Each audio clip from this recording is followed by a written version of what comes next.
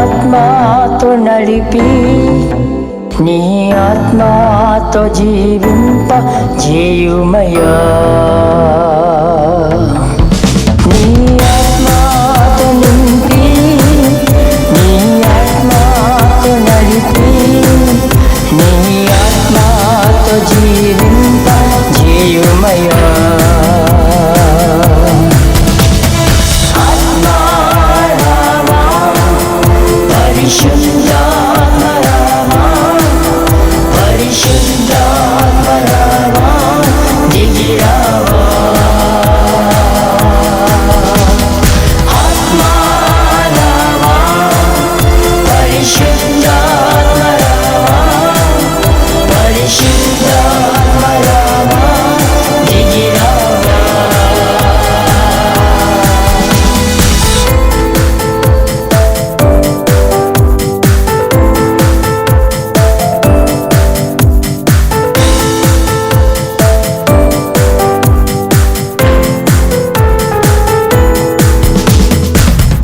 Praise the lord. దేవుని యొక్క పరిశుద్ధమైన నామానికి వందనములు, కృతజ్ఞతాస్తుతి, స్తోత్రములు తెలియజేస్తున్నాను. ఈ యొక్క సమయమును దేవుడు మనకు అనుగ్రహించినందుకు మొట్టమొదటిగా దేవుడికి మరియు వీక్షకులందరికీ ప్రత్యేకమైన శుభాభివందనములు తెలియజేస్తూ ఉన్నాను. ప్రాముఖ్యంగా ఈ దినమున దేవుడు మనకు ఇచ్చిన వాగ్దానము మొదటి తెస్సలోనికీయులకు రాసిన పత్రిక 5వ అధ్యాయము 12వ వచనంలో మనం జ్ఞాపకం చేయబడుతుంది. మరియు సహోదరులారా, మీలో ప్రయాసపడుచు ప్రభువునందు మీకు పైవారయ్యుండి మీకు బుద్ధి చెప్పు వారిని మన్నన చేసి వారి పనిని బట్టి వారితో ప్రేమతో మిక్కిలి ఘనముగా ఎంచవలనని వేడుకొనుచున్నాము. ఇక్కడ జ్ఞాపకం చేసుకుంటున్న విషయం ఏంటిది అనగా, ఇక్కడ మనకు కావలసినది ఇక్కడ మనకు అనుగ్రహించబడుతూ ఉంది. మరియు సహోదరులారా, దేవుని ప్రియులారా, ఇక్కడ చూడండి, అపోస్తలుడైన పౌలు తెస్సలోనికీయులకు రాస్తూ ఉన్నాడు. ఏమని రాస్తున్నాడంటే, మరియు సహోదరులారా, మీలో ప్రయాసపడుచు ప్రభువునందు మీకు పైవారయ్యుండి మీకు బుద్ధి చెప్పు వారిని మనన చేసి, అనగా బుద్ధి చెప్తున్న వారిని చాలా జాగ్రత్తగా వినడానికి ఇష్టపడాలని దేవుని యొక్క వాక్యంలో జ్ఞాపకం చేయబడుతుంది.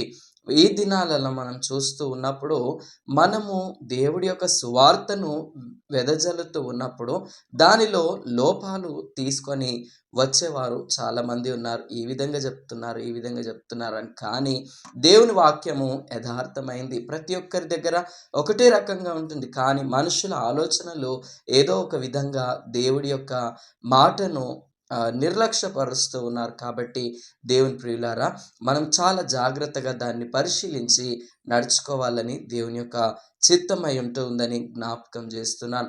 వారు చెప్తుంది ఒకవేళ తప్పు అయినా కూడా అవును అని చెప్పి దాన్ని సరిచేయడానికి ప్రయత్నం చేసినప్పుడు మనం ఎంతగానో దీవించబడతాం. దేవుని ప్రియులారా, ఇక్కడ చూస్తూ ఉంటే వారి పనిని బట్టి వారిని ప్రేమతో మిక్కిలి ఘనముగా ఎంచవలనని వేడుకొనుచున్నాం. ఎందుకు కొందరిని ఘనముగా ఎందుకు ఎంచాలి అని అంటే, వారు చేసిన త్యాగము, అనగా వారు చేసిన త్యాగము అంటే ఏంటిది అయ్యగారు అని మీరు అడగవచ్చు.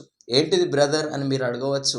వారు చేస్తున్న త్యాగం ఏంటిది అని అడగవచ్చు. కానీ ఇక్కడ జ్ఞాపకం చేయబడుతుంది అంటే వారికి ఉన్న లిమిట్, అనగా వారు చేయవలసిన లిమిట్ని బట్టి వారు ఏదైతే చేస్తూ ఉన్నారో దానిని బట్టి వారిని ఘనంగా ఎంచాలని దేవుని వాక్యంలో జ్ఞాపకం చేయబడుతుంది.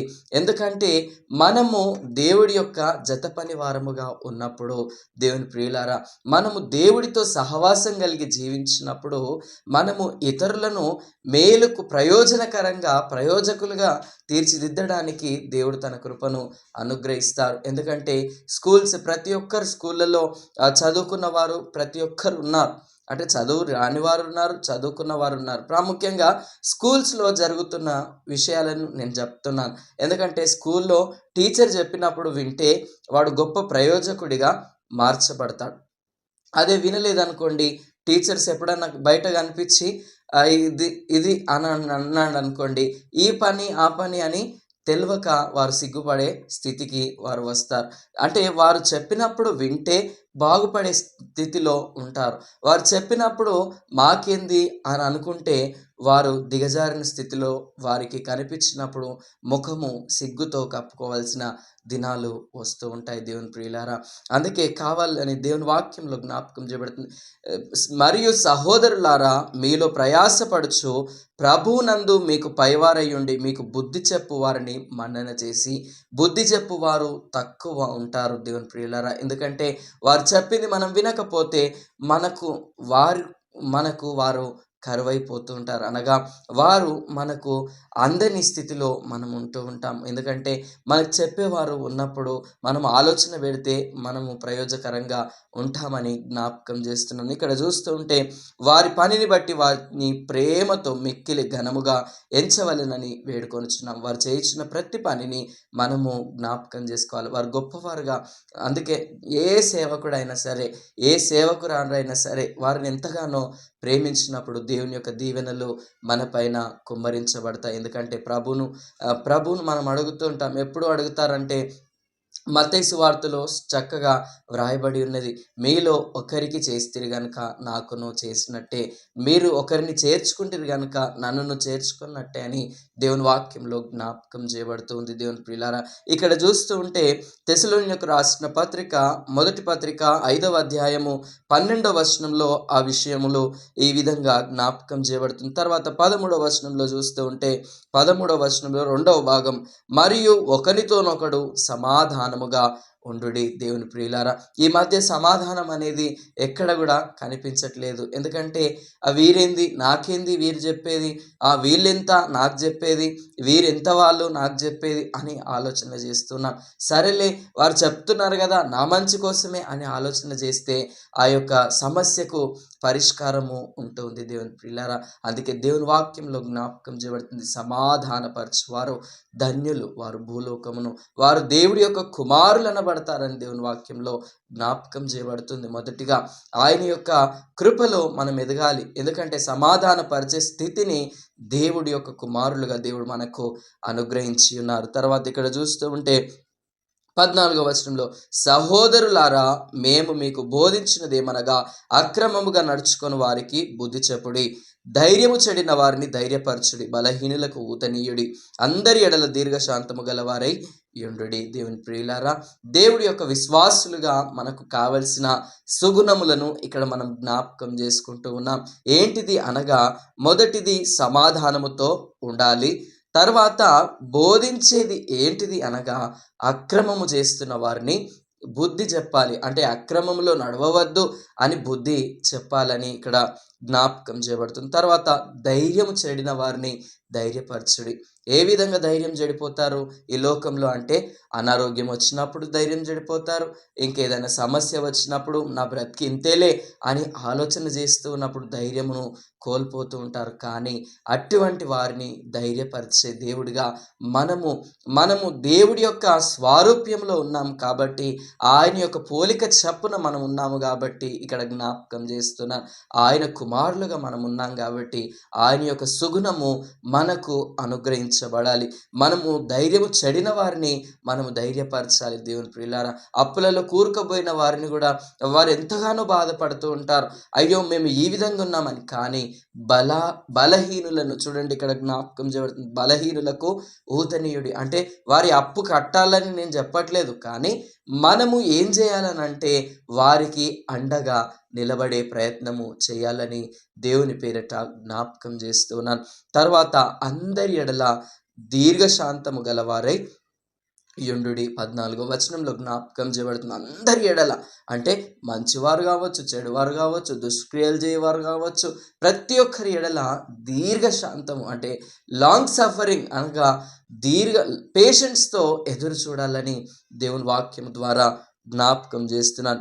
ఎవడును కీడుకు ప్రతి కీడు ఎవరికైనాను చేయకుండా చూచుకొనుడి, మీరు ఒకరి ఎడల ఒకడును మనుషులందరి ఎడలను ఎప్పుడు మేలైన దానిని అనుసరించి నడుచుకొనుడి, ఎల్లప్పుడూ సంతోషముగా ఉండుడి, ఎడతెగక ప్రార్థన చేయుడి అని దేవుని వాక్యంలో జ్ఞాపకం చేయబడుతుంది. కావున మనము ధైర్యముగా ఉండి చెడిన వారిని ధైర్యపరిచి, అంటే ధైర్యము చెడిన వారిని ధైర్యపరిచి బలహీనులకు ఊతనిచ్చినప్పుడు దేవుడి యొక్క కృప మనల్ని ఆవరిస్తుంది. దీర్ఘశాంతముతో మనము ఎదురు చూచినప్పుడు ఓపికకు కలిగిన మనకు బహుమానము దేవుడు అనుగ్రహిస్తారని జ్ఞాపకం చేస్తున్నాను. తర్వాత ఇక్కడ చూస్తుంటే ఎవడును కీడుకు ప్రతి కీడు ఎవరికి చేయవద్దు, ఎందుకంటే ఆయన పని ఆయన చేసుకునే దేవుడు. అంటే ఆయన ఏ విధంగా మన యొక్క వాటిని మనకు ఉన్న క్రియలను బట్టి ఆయన ప్రతిఫలం ఇచ్చే దేవుడని జ్ఞాపకం చేస్తున్నాను. ఎందుకంటే ఇక్కడ జ్ఞాపకం చేయబడుతుంది 4వ అధ్యాయం దెసలోనికీయులకు రాసిన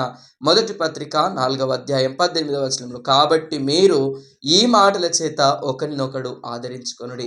ఏ మాటల చేత అంటే దేవుడు మనల్ని ఏ విధంగా ఆదరించారో ఆ యొక్క ఆదరణ చేత మనము కూడా ఆదరించబడాలని జ్ఞాపకం చేస్తున్నాను. తర్వాత మనుషులందరి ఎడలను ఎల్లప్పుడూ మేలైన దానిని అనుసరించి నడుచుకొనుడి, ఎల్లప్పుడూ సంతోషముగా ఉండుడి, ఎడతెగక ప్రార్థన చేయుడి. దేవుడు వచ్చే వరకు యథార్థంగా మనం ప్రార్థన చేసినప్పుడు దేవుడు ఎంతగానో నా జీవితంలో, అనుదిన జీవితంలో దేవుడు తన కృప, కాపుదల, సంరక్షణ అనుగ్రహించి దీవించి మనలను ఆయన రాజ్యంలో జ్ఞాపకం చేసుకుంటారు. అనగా ఆయన రాజ్యంలో మనము ఎత్తబడే గుంపులో ఉండాలని ప్రభు పేరట మనవి చేస్తున్నాను. దేవుడు అటు కృప, అటు కాపుదల, సంరక్షణ, దీవెన అనుగ్రహించి బలపరచును గాక.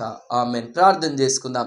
సర్వశక్తి మంత్రుడైన తండ్రి, సర్వాధికారివైన దేవా, నీ యొక్క ఘనమైన శ్రేష్ఠ నిత్య నామానికి వందనములు, కృతజ్ఞతాస్తుతి, స్తోత్రములు చెల్లిస్తున్నా. అద్భుత రీతిలో మీరు ఇచ్చిన అవకాశమును బట్టి అయ్యా తండ్రి, ఈ దినమున మాట్లాడిన ప్రతి మాటను బట్టి నీకు వందనాలు చెల్లిస్తున్నాం. దీనిని చూస్తున్న ప్రతి బిడ్డను పేరు పేరు వరుసన దీవించండి ప్రభా. అయ్యా తండ్రి, నీకు స్తోత్రములు చెల్లిస్తున్నా. కరీంనగర్ ప్రాంతం నుండి అయ్యా తండ్రి నాయన నీకు స్తోత్రములు. సుమలత సిస్టర్ను మీరు జ్ఞాపకం చేసుకునండి, తన యొక్క హృదయవాంఛన ఎరగండి. అయ్యా తండ్రి, మీరు కృప చూపించమని ప్రార్థన చేస్తున్నాం. అయ్యా తండ్రి, బ్రదర్ కామబాబు గారిని కూడా మీరు జ్ఞాపకం చేసుకునండి తండ్రి, ఆర్థికంగా మీరు బలపరచండి. అయ్యా తండ్రి, నీ యొక్క చేయుతను అనుగ్రహించమని ప్రార్థన చేస్తున్నాం.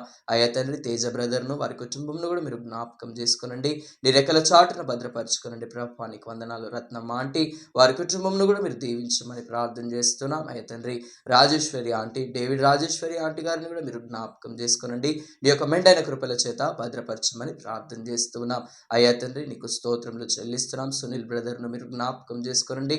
అయ్యా తండ్రి, వారికి కావలసిన ప్రతి ఒక్క అక్కర మీకు తెలిసిన దేవుడు ప్రభా. నీకు వందనాలు. కుమార్తెను కూడా మీరు దీవించి ఆశీర్వదించమని ప్రార్థన చేస్తున్నాం. ఇంకను అనారోగ్యంతో ఉంటున్న ప్రతి ఒక్క బిడ్డను పేరు పేరు వరుసన మీరు దీవించమని ప్రార్థన చేస్తున్నాం. అయ్యా తండ్రి, ప్రసన్న ఆంటీని కూడా మీరు ముట్టండి, సంపూర్ణమైన స్వస్థత, ఆరోగ్య క్షేమం చేత వర్ధిల్లడానికి కృప చూపించండి. గర్భఫలము లేక అయ్యా తండ్రి బాధపడుతున్న బిడ్డలను మీరు జ్ఞాపకం చేసుకోనండి ప్రభా. అయ్యా తండ్రి, సుఖమైన ప్రసవం మటుకు మీరు తోడుగా ఉండమని ప్రార్థన చేస్తున్నాం. అయ్యా తండ్రి, అదేవిధంగా వీరేష్ని బట్టి నీకు వందనాలు చెల్లిస్తున్నాం. వివాహం కొరకు మీ యొక్క కృప దయచేయండి. అయ్యా తండ్రి, లక్ష్మమ్మను కూడా మీరు జ్ఞాపకం చేసుకోనండి ప్రభా. తన కుమారులతో సమాధానం స్థితిని దయచేయండి చేయమని ప్రార్థన చేస్తున్నాం. అయ్యా తండ్రి, సాయి చందన వారి కుటుంబంలో కూడా మీరు కట్టమని ప్రార్థన చేస్తున్నాం. మీ యొక్క మెండైన దీవెనల చేత దీవించండి. మమత, అయ్యా తండ్రి, అజిత్ వారిని కూడా మీరు జ్ఞాపకం చేసుకోనండి, నిరక్షణ వారికి దయచేయమని ప్రార్థన చేస్తున్నాం. ప్రతి విధమైన నీ యొక్క కృపను కుమ్మరించి మేము పొందుకొనమని ప్రార్థన చేస్తున్నాం. అయ్యా తండ్రి, వీలైతే ప్రతి ఒక్కరితో సమాధాన స్థితి పొందుకొని అయ్యా తండ్రి, నీ యొక్క మందిరము అయ్యా తండ్రి నీకు వందనాలు చెల్లిస్తున్నాం. అయ్యా తండ్రి, నీ యొక్క ఆరాధనలో కలుసుకుని పర్యంతము నీ యొక్క కృప, కాపుదల, సంరక్షణ అనుగ్రహించి నీ యొక్క మెండైన కృపల చేత భద్రపరచమని యేసుక్రీస్తు పరిశుద్ధ నామం అడిగి వేడుకుంటున్నాము పరమ తండ్రి. ఆమేన్. దేవుడు మిమ్మును మీ కుటుంబాలను మెండుగా నిండుగా దీవించి ఆశీర్వదించి బలపరచు నడిపించును గాక. ఆమేన్.